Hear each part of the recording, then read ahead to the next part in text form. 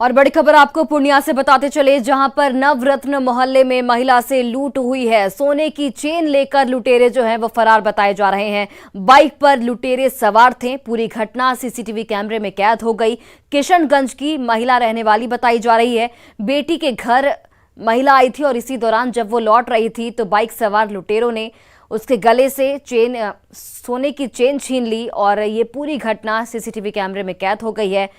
तस्वीरें आपकी TV screen पर। नवरत्न मोहल्ले में महिला से लूट की गई। सोने की चेन लूटकर दो जो लुटेरे हैं वो बाइक से फरार हो गए। इसी फुटेज के आधार पर अब पुलिस इस पूरे मामले की छानबीन में जुट गई है।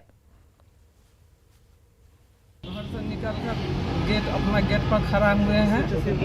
करीब 2 मिनट जैसा, उसी में उधर से 2 लड़का आया है और उसे बाइक रोक दिया है। एक तो बाइके पे बैठा हुआ है, मास्क लगाया है। एक तो काला करके मोटा करके उतर के 1 सेकंड जैसा रूम पर खड़ा है। उसके बाद हमको लोगों ने आकर क्या कुछ नहीं लगा, हम समझ में नहीं आया। फिर से गला में से चैन तोड़कर बस बैठिए चल गया बाइक से स्पीड से।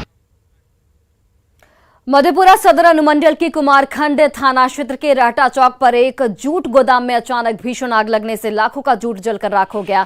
बताया जा रहा है कि मंटू यादव के जूट गोदाम में आग लगने से करीब 110 टन जूट जल गया है, जिसका बाजार मूल्य 40 से 50 लाख बताया जा रहा है। गोदाम में कैसे आग लगी इसका पता हालांकि अब तक नहीं चल पाया है, लेकिन आशंका जाहिर की जा रही है कि किसी ने साजिश के तहत गोदाम में आग लगाई है। स्थानीय लोगों और फायर ब्रिगेड की टीम ने करीब 3 से 4 घंटे के कड़ी मशक्कत के बाद आग पर काबू पाया है।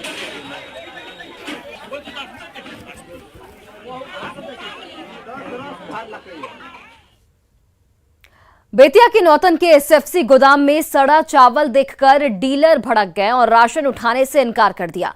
डीलरों ने आरोप लगाया कि एसएफसी गोदाम के मुंशी द्वारा बिना तौल किए ही उन्हें अनाज दिया जाता है, साथ ही सड़ा हुआ अनाज भी दिया जाता है जिसका वितरण वह नहीं कर सकते।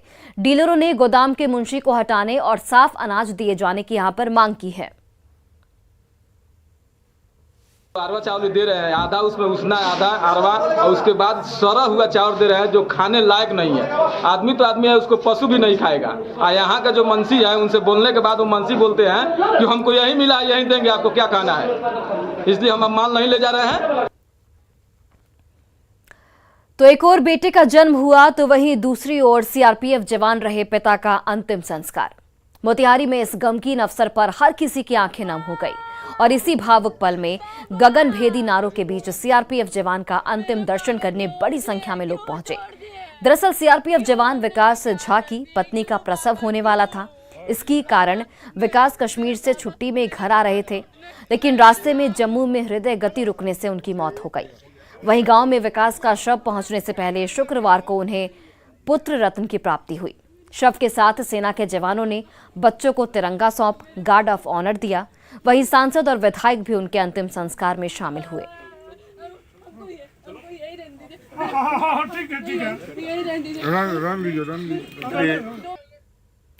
आरजेडी अध्यक्ष लालू प्रसाद यादव की सिंगापुर से एक नई तस्वीर सामने आई है। ये तस्वीर लालू प्रसाद की बेटी रोहिणी आचार्य ने खुद ट्वीट की है।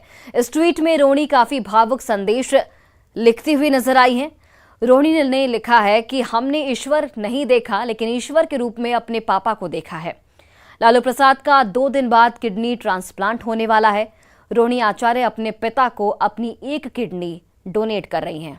तस्वीरें आपके टीवी स्क्रीन पर, जहां पर एक भावुक ट्वीट के साथ रोहिणी आचार्य ने तस्वीर शेयर की और लिखा कि हमने ईश्वर को तो नहीं देखा, लेकिन ईश्वर के रूप में अपने पापा यानी कि अपने पिता को जरूर देखा है।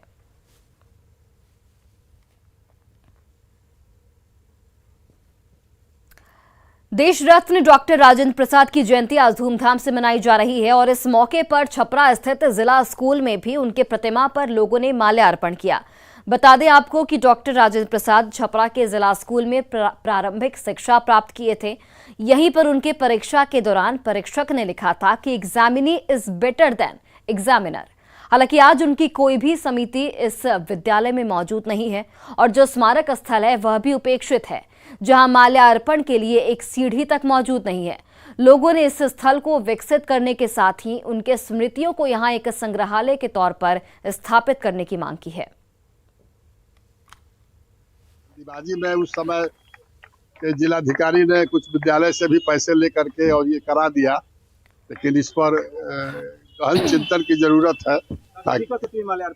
हाँ, काफी दिक्कत होती है, इसलिए इसको और सुविधाजनक बनाया जाना चाहिए। आज बहुत लगभग हमने क्या 10 बरस से राजेंद्र जयंती के मने अवसर पर 3 तारीख के मनावे के प्रयास करी से, लेकिन बहुत दिन से उपेक्षा स्कूल के रहल। केहू पूछत न रहे स्कूल के राजेंद्र बाबू के जे यहाँ पढ़ के पूरा देश के शिक्षा देवे के कोशिश कैलक, वो आज उपेक्षा के शिकार यहाँ बाटे। और छपरा के नगरपालिका चौक पर स्थित देश रत्न डॉक्टर राजेंद्र प्रसाद की प्रतिमा को अब वहां से नहीं हटाया जाएगा। डबल डेकर पुल के निर्माण को लेकर प्रतिमा को हटाने की बात कही जा रही थी, लेकिन डॉक्टर राजेंद्र प्रसाद की जयंती के मौके पर सारण के एडीएम डॉक्टर गगन कुमार ने इसकी घोषणा करते हुए इस प्रतिमा को अब यहां से हटाने से इनकार कर दिया है, बल्कि स्थल को अब भी और भी सुंदर बनाया जाएगा। जिला प्रशासन की घोषणा का डॉक्टर राजेंद्र प्रसाद स्मारक ट्रस्ट समिति के सदस्यों ने स्वागत किया है और कहा है कि राजेंद्र बाबू छपरा के लोगों की शान है और मुख्य चौराहे पर उनकी प्रतिमा लोगों को प्रेरणा देती है। हम लोगों ने देखा है कि निर्माण कार्य के दौरान बहुत सारे चीज शिफ्ट हुए हैं, लेकिन यह एक महत्वपूर्ण ऐतिहासिक धरोहर है। हम लोग की ये कोशिश होगी कि यह स्मारक अपने स्थान पर बना रहे और वहां से और ट्रस्ट भवन अपने स्थान पर रहे और वहां से न हटे। अरे हमने तो इसके लिए जा करके एसडीओ साहब के यहाँ, डीएम साहब के यहाँ, उनके चेम्बर में मीटिंग हुई। इस कंपनी के लोग वहाँ सबसे बड़े जो इंजीनियर है एग्जीक्यूटिव इंजीनियर शशि कुमार जी आ करके उन्होंने साफ शब्दों में कह दिया कि ये राजेंद्र बाबू की मूर्ति यहाँ से नहीं हटेगी, यथावत रहेगी। और पटना के गांधी मैदान में सीआरडी की ओर से पटना पुस्तक मेले का आयोजन किया